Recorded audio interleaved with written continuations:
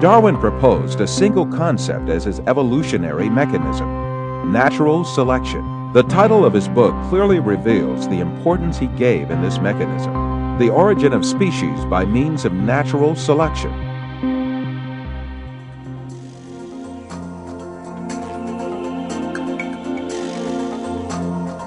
Natural selection is based on the idea that strong individuals that are well adapted to their habitats will survive. For example, in a herd of deer threatened by predators, the ones that can run faster will survive.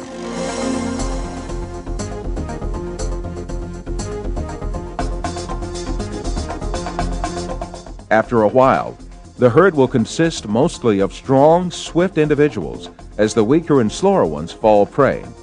However, this mechanism does not cause deer to evolve.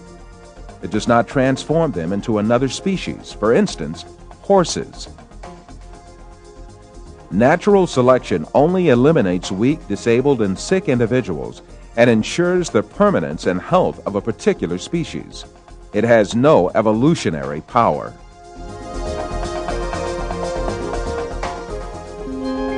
Darwin was also aware of this problem. This is why he confessed in The Origin of Species that natural selection can do nothing until favorable variations chance to occur. About the emergence of favorable traits, Darwin was deeply influenced by one of his contemporaries, the French biologist Lamarck. Lamarck thought that living things passed their acquired traits to future generations.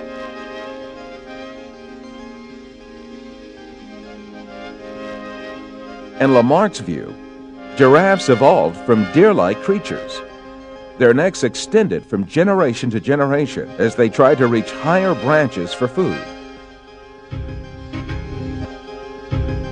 Lamarck also believed that if the arms of the members of a family were cut off for generations, the babies would start to be born armless after a while.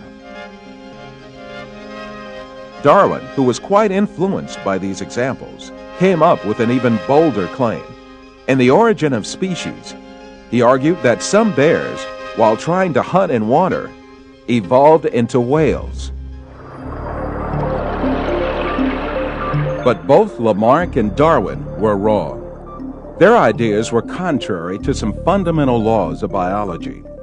In their day, genetics, microbiology, or biochemistry did not exist at all as branches of science. The laws of inheritance were not known at all. Indeed, both Lamarck and Darwin thought that hereditary traits were transferred through the blood. Due to this primitive level of science at the time, the imaginary scenarios of the theory of evolution were not looked upon as odd at all. Darwin's theses had a great impact on the scientific circles of his day. However, Darwin was still distressed. In the chapter Difficulties on Theory, he wrote, "If it could be demonstrated that any complex organ existed which could not possibly have been formed by numerous successive slight modifications, my theory would absolutely break down." Darwin's fears proved to be true soon after his death. The laws of inheritance, discovered by an Austrian botanist, Gregor Mendel, caused Lamarck's and Darwin's assertions to collapse. The science of genetics that developed at the beginning of the 20th century proved that it was not acquired physical traits, but only genes that were transmitted to subsequent generations. This discovery made it clear that a scenario suggesting that acquired traits accumulated from generation to generation and generated different living species was implausible. In other words, there were no inheritable variations for Darwin's proposed mechanism of natural selection to choose from. Subsequently, the theory of evolution as advanced by Darwin has been collapsed early in the 20th century. All the other efforts by evolutionists in the 20th century could do nothing but only confirm that natural selection had no evolutionary power. A famous evolutionist, the English paleontologist Colin Patterson, admitted this when he said, "No one has ever produced a species by mechanisms of natural selection.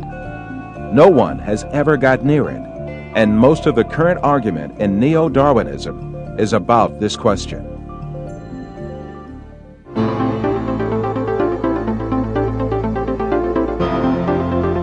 20th century science has also demonstrated that there are systems and organs with extremely complicated and intricate mechanisms at work in living beings. These systems and organs will not function even if a single component of them is lacking. This characteristic, called the irreducible complexity of life, is evidence that these structures must have emerged at once and fully formed. This fact definitely demolishes the evolutionist claim that living beings evolved gradually by natural selection through minor changes over time.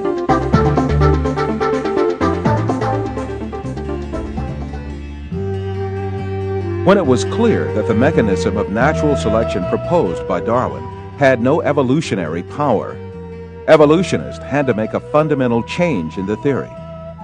In addition to the concept of natural selection, they added a second mechanism called mutation. Mutations are alterations or distortions that take place in the DNA of living beings, mostly as a result of external effects such as radiation or chemical action. The theory of evolution now holds that living things are differentiated from one another and develop as a result of mutations. This cannot be true, for mutations only damage the information in the DNA and give only harm to a living being.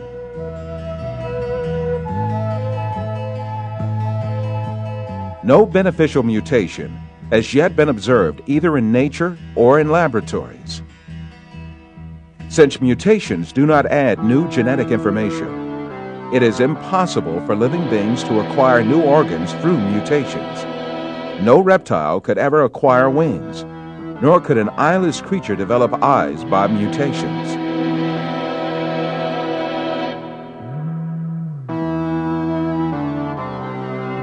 For decades, evolutionists subjected different living beings to the effects of radiation and chemicals in an attempt to obtain favorable mutations. What they always ended up with were disabled, deficient, or barren creatures. Countless experiments carried out on fruit flies have shown that the effects of mutations are not beneficial, but rather destructive or fatal. Mutations disrupt the perfect DNA code of a living thing and turn it into a freak of nature.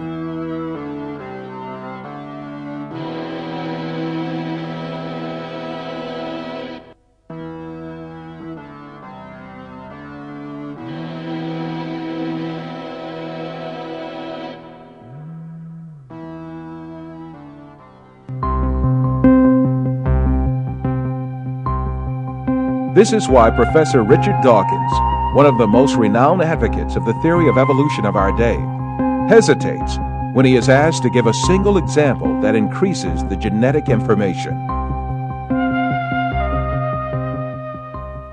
Professor Dawkins, can you give an example of a genetic mutation or an evolutionary process which can be seen to increase the information in the genome?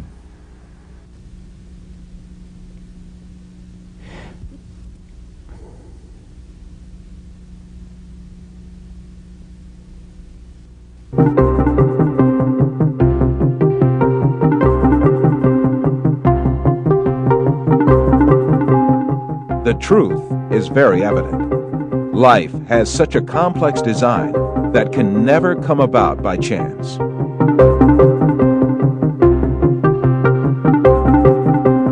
A mechanical watch cannot be formed as a result of the coincidental assembling of cogs, and it proves that there is an intelligent watchmaker.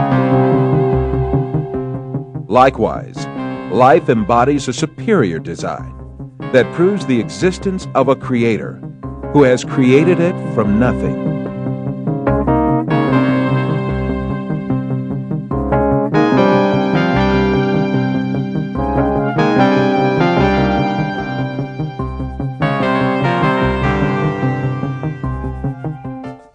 The whole universe is the outcome of a flawless creation. The exalted wisdom, power, and knowledge of the Creator shows itself in everything He has created. Even the creation of man himself is a miracle that discloses a fact that the theory of evolution strives to sweep out of sight.